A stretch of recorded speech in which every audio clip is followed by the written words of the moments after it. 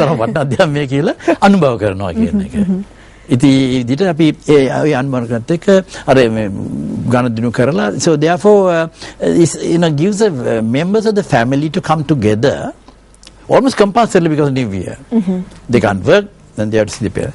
So and also respecting elders becomes a tradition that really comes forward and becomes being prominent, human. Being human, we always make errors. We can hurt others, either intentionally or unawares. As human beings, it happens all the time. So therefore, but if that continues, there will be problem in the family. The family collapses.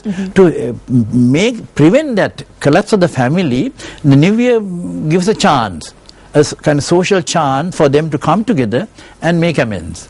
That's the nicest thing about the New Year. Definitely. So, of course, now you don't have to go take things literally. Now say, live by the gmsl. It means set up kind of urns and hearths and cook the food. You don't have to do that in your family, in your drawing room. What it means is, in the earlier days, cooking was done in the kitchen in a hearth. Lipak කියලා එකක් තියෙනවා. ඒ ලිප ළඟ they collect ash. Yes. Or firewood, they left behind, you get here. So, clean the place. So, lip band again, you do it again, redo the hearth.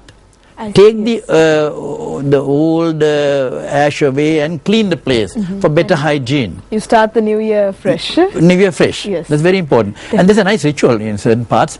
They collect that ash and the shell in which there is salt. Sometimes in the old days they had salt was in a shell called coconut shell. Okay, lunu pol be කියන lunu pol katta කියන. ඕකේ තියෙන්නේ බෝතල් වල නෙමෙයි එකතු වෙන්නේ. ඒකයි then collect all that and even the small kind of broomstick that which used to collect there. Yes. All that put in a kind of dried arecanut kind of covering and take it and with a lamp and maybe with a oil cake, you offer it to somebody called Mutta in that case. Okay. Sometimes they call Libboku Mutta, Libboku Achi, all kinds of names are given in different parts of the country. Yes. But somebody is given to somebody, what is taken away from the house is offered to somebody. Oh, that's nice. It's cleanliness. Exactly. So it really is a time of renewal. Of course, the new year is something that everyone looks forward to. And as the professor rightly mentioned, it's time to bring everyone together. So I have to remind you before we go for a very short break that on tomorrow's show and the following few shows, we will be sharing some very special out of the recipes that can brighten up your out of the table this season. But we're going for a very short break right now. We'll be right back on Good Morning Sri Lanka.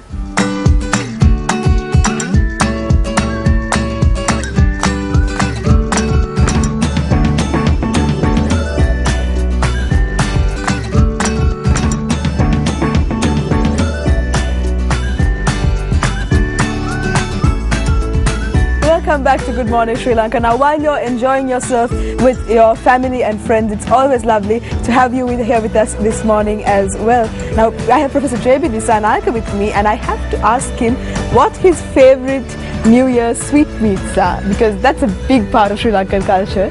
Well, that's the thing. Now, at other times you have cakes and all kinds of things, Western type of food. But for the New Year, you have some very traditional foods which are prepared in different ways in different parts of the island. Maybe same thing might have a different name. That's true. So one of the most important, without which you can't do anything, it's called keum. There are two kinds of keum. One is called atiraha, and the other is called konda keum. So there's something like a knot of hair of a girl, they call konda keum, and one without it is called atiraha. So these are, and then there are other kinds made out of green gram called moong keum.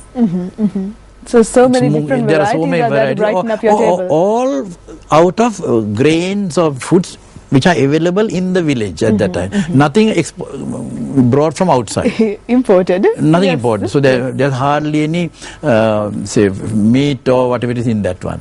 Not even eggs, you see. Because now to make a cake, you need a lot of eggs. But here you avoid eggs, but other things like Things that are But locally available. There's one particular curry, vegetable curry you prepare specially for the New Year. Of course, you can have it any time, called hat maluwa, which is made of 7 different kinds of vegetables.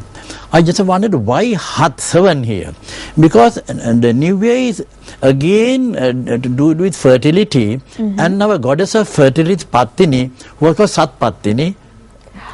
She was born 7 times. So we have to make offerings to the Pattini. She is our goddess of fertility. She ensures fertility in everybody. So we have to kind of, in her, thinking of in her name, in her honor, we make another curry of 7 things. I see, and that's what the hat maluwa is. Kosata and kaju are very important things, and some herbal things. So that's a very tasty one. Of course, you can eat it any other time, but like everything else, it's a must for Singhali. And of course, the very strange thing is that when the Dutch were here, they gave us a kind of it's not very sweet either, a kind of something that looks like a biscuit called cookies, and which has become it's not a biscuit, but it's not very not sweet either. But it's a lot of maybe taste of spice is there. The word cookies is what we got from the Portuguese, no, from the Dutch, and this went to Europe and other parts of the world, and they call it cookies.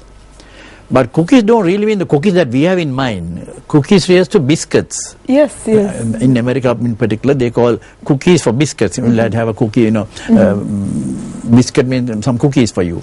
But the word originally is Dutch. And we still have that original form. And the Portuguese also gave us something, a kind of biscuits which look like letters of the Roman script. Like B, P and all the biscuits of a shape of letters. Oh, I see. And we call them latter. It's not available now. At one time you could buy them. Little O's are there, D's are there, P's are there, X's is there, all biscuits. Oh, I see. Called latter. And latter comes from the Polish lettera, means letter. Okay, so I've never come across these actually. They are not available now, of course.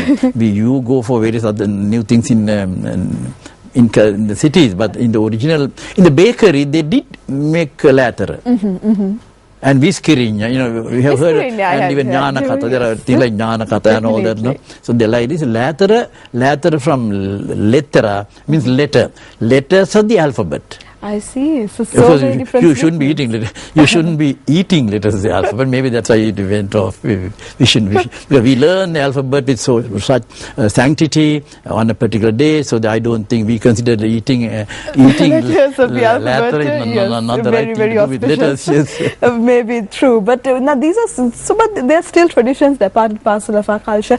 But this is the Sinhala and Tamil New Year. So maybe we should speak about some of the traditions that are endemic to the Tamil ethnic group here in Sri Lanka as well, and they have some traditions that they've evolved on their own, right? Now, earlier you had the question as to why only the Sinhalese Buddhist and the Tamil Hindu celebrate. That is very true. They have 2 things in common.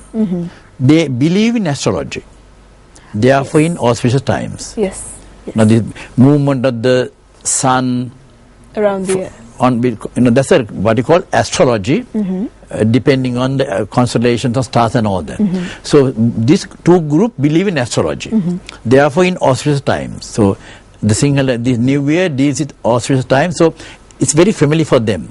Others who don't believe in astrology or auspicious moments cannot really take part in this one. They can take part in other things which are nothing to do with the ours. Like playing together, or just as Sri Lankans, bicycle races, or these pillow fights, or going up a grease tree. No, because they are not determined by ours. They can do that. But for the other is that they believe, I said mention Pattini. Now Pattini is a goddess. So we believe in many gods and goddesses. Very true, yes. Whereas, and the only group, the Sinhalese Buddhists and the Tamil Hindus are the only ones who believe in more than one god. In our country, there are people who believe in one god only. There are others who believe in many. So the Sinhala Buddhists and the Tamil Hindus believe in not one, many gods. So that's the connection there. Therefore, there is not only Brahma, Vishnu, Kataragama, then Saman for us, all, and Patini. So that's why, because it believes in multi-kind of gods that so they are more active in this celebration than others. So this is how the Sinhala and Tamil New Year came about, and of course a very concise as well as a very elaborate picture drawn for us this morning by Professor J.B. Disanayak. And I think I understood very much more than I did when I started the show about the traditions that go part and parcel with the Sinhala and Tamil New Year. So thank you so much, Professor, for being with us on the show. It's always a pleasure to have you. And thank you, and wish you a very happy New Year, full of good health and wisdom. Thank you so much, Professor, and I wish you the same as well. I think the Professor is very wise at the moment, but there's no... there's grey hair. Yes. It's always a pleasure to have you on the show, Professor. Thank you so much for being with us. And I send out the same wish to our viewers as well. Hope that you have a peaceful and prosperous New Year this New Year, and of course the coming year as well.